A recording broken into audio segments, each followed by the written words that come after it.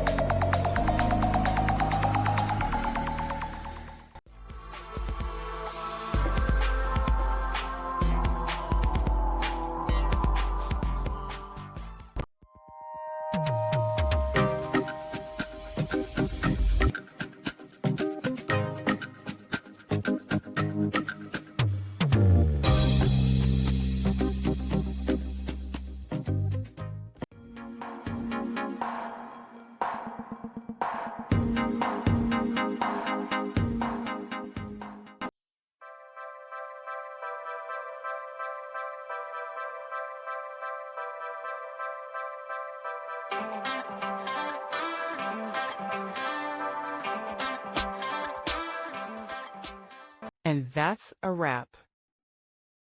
I hope you found the answer you were looking for. If you did, take a second to hit that subscribe button. It really helps out. And let me know in the comments which solution worked best for you. See you next time in the debug zone.